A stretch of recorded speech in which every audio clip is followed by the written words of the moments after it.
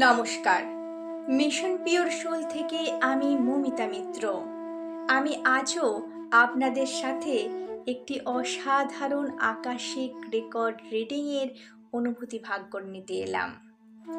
আমি এই রকম অনেক অনুভূতি, অসাধারণ অনুভূতি আপনাদের সাথে শেয়ার করছি।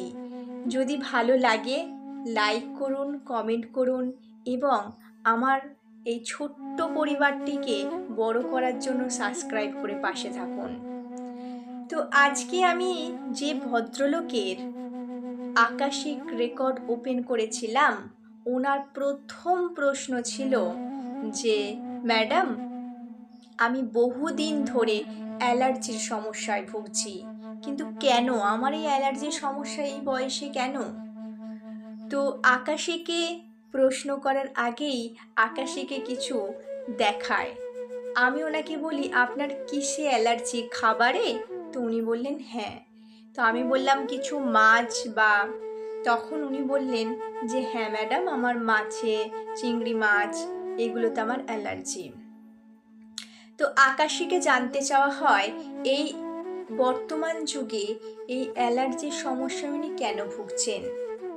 তো আকাশীকে জানানো হয় যে এটি উনি পূর্ব কোনো জন্মের তীব্র রাগ, যন্ত্রণা, দুঃখ থেকে যখন শরীর ছেড়েছিলেন, সেই যে কষ্ট, কোনো এক বিশ্বাসঘাতকতার কষ্ট, তিনি ওটি এ জন্মেও ক্যারি করছেন এবং সেটি এই অ্যালার্জি রূপে শরীরে উনি ক্যারি করছেন।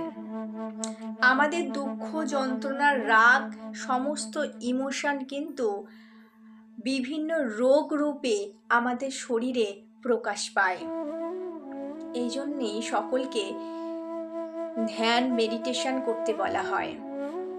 তো উনিও এই দুঃখ, যন্ত্রণা, বিশ্বাসঘাতকতার যে এনার্জিটা নিয়ে শরীর ছেড়েছিলেন, সেটি এই জন্মে ওনার অ্যালার্জির রূপে বহির্প্রকাশ পেয়েছে।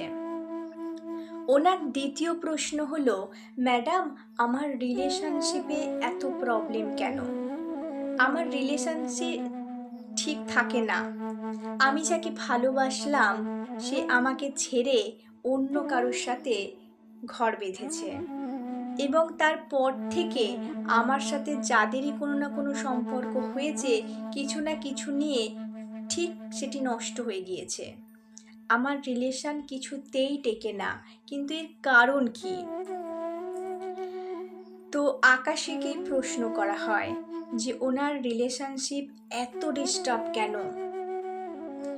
তো আকাশীকে দেখানো হয় একটি মাঝ সমুদ্রের মধ্যে একটি বোট টাইপের কিছু রয়েছে, যেরকম ছোট ছোট লঞ্চগুলো হয় সেই রকম লঞ্চ।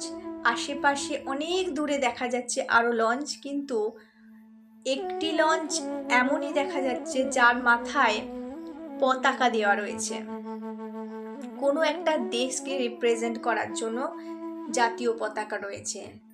এবং ওখানে একটি লোক দেখা যায় ওই বোর্ডের মধ্যে, যিনি আর্মির পোশাক পরে রয়েছেন, যেরকম জলের নৌবাহিনী, নৌসেনারা যেরকম পোশাক পরে থাকেন, উনি সেই রকম পোশাক পরে রয়েছেন। আশেপাশে সেরকম কেউ নাই।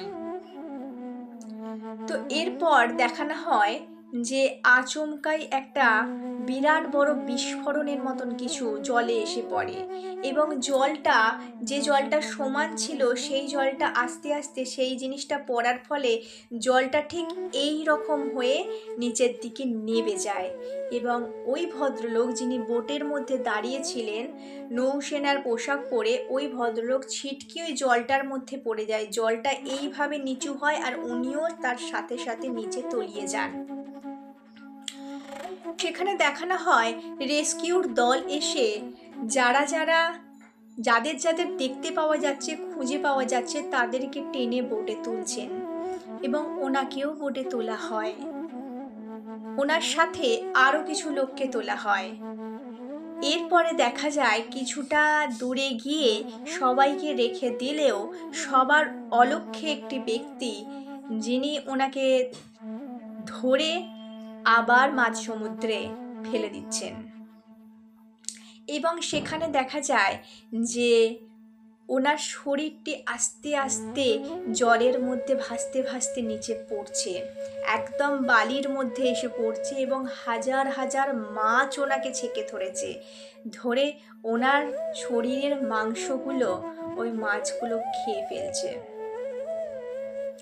ওনার শরীর থেকে ওনার সোলটা আস্তে আস্তে করে বেরিয়ে আসছে, এবং বেরিয়ে আসার ফলে উনি তখন দেখতে পাচ্ছেন যিনি ওনাকে ঠেলে ফেলে দিয়েছিলেন উনি আর কেউ নন, ওনার সব থেকে কাছের কলিগ, সব থেকে কাছের বন্ধু যিনি ছিলেন উনি ওনাকে বোট থেকে ফেলে দিয়েছিলেন।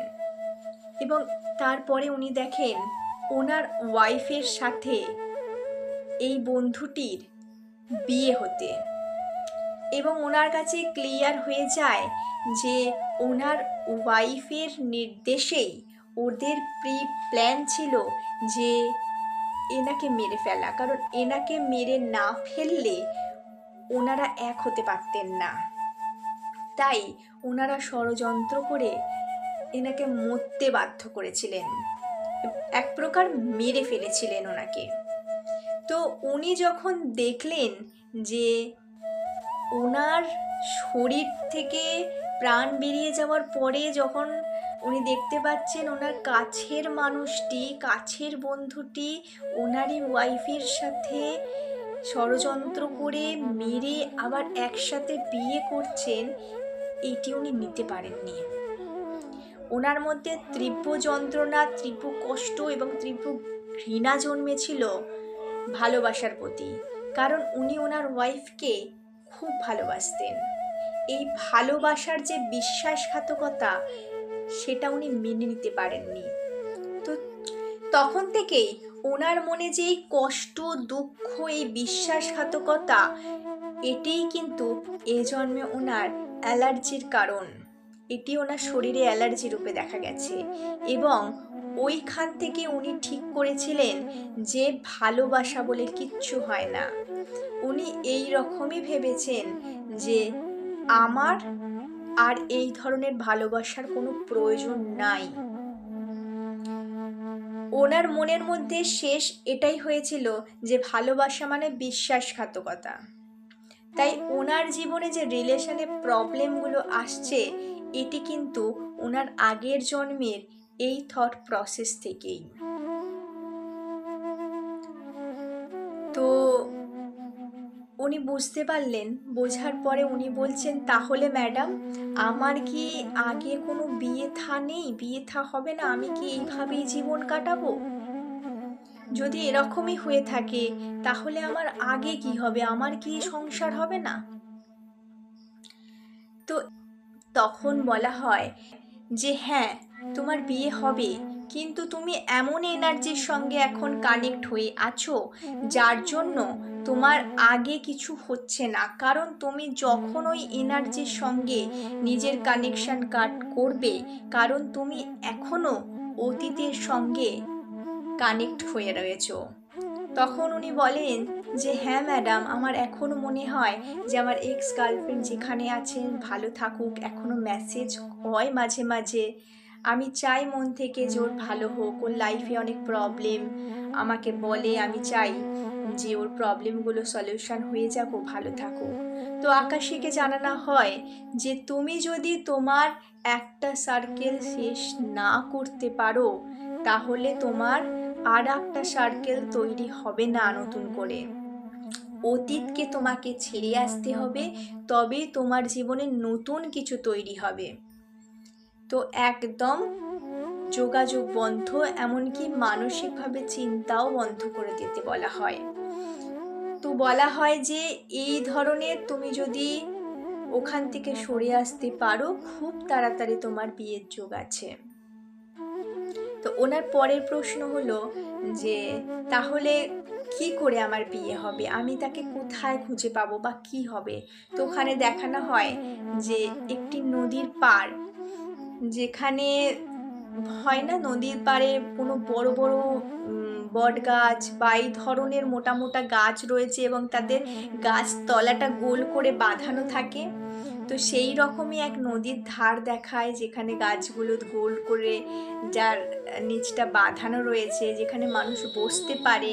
তো ওই রকম জায়গা দেখায় যেখানে একটি মেয়ে বসে আছে এবং ওনার সঙ্গে আলাপ হবে এই রকম জায়গায়। এই রকমই বলা হয়। তো ওনার পরের প্রশ্ন ছিল যে আমার কি স্পিরিচুয়াল আগে কোনো লাইফে আমি স্পিরিচুয়াল পথে এগিয়েছিলাম, আধ্যাত্মিক হয়েছিলাম? তো আকাশীকে জানানো হয় যে হ্যাঁ, ওখানে অনেক কিছু দেখানো হয়, ওখানে থার্ড আই অ্যাক্টিভেশনের কথা দেখানো হয় এবং ওনার একটা লাইফও আছে। কিন্তু এই সেশনটা করতে করতে এতটাই দেরি হয়ে যায়, অনেকটা সময় লেগে যায়, যার জন্য আর মাস্টাররা অ্যালাউ করেননি। ওনাকে বলা হয় যে আরও একটি সেশন লাগবে এই প্রশ্নগুলোর জন্য, কারণ ওটির জন্য অনেকটা সময় লাগবে। তাই ওনার প্রশ্ন এখানেই শেষ হয় এবং উনি আরও একটি সেশন নেওয়ার জন্য আমাকে বলেন যে ম্যাডাম, আপনার সময় হলে আমাকে জানাবেন, আমি আরও একটি সেশন নিতে চাই অতীত জীবনের জন্য। কারণ আমার কেন জানি না মনে হয় যে আমি কোনো না কোনো সময় সন্ন্যাসী ছিলাম, মানে গৃহস্থ ছেড়ে, ঘর বাড়ি ছেড়ে আমি সন্ন্যাস নিয়ে নিয়েছিলাম। তো তাই আমি আপনাকে জিজ্ঞাসা করলাম। তো আজকের অনুভবটি এইটুকুনি। অ্যাকচুয়ালি আজকের অনুভব থেকে আমাদের এইটুকু বোঝা দরকার যে মনের মধ্যে যে রাগ, দুঃখ, যন্ত্রণা, সেগুলোই কিন্তু আমাদের বর্তমান জীবনে নানান রকম রোগের বহিঃপ্রকাশ। ধন্যবাদ। ফিরে আসছি খুব তাড়াতাড়ি অন্য এক ভিডিও নিয়ে।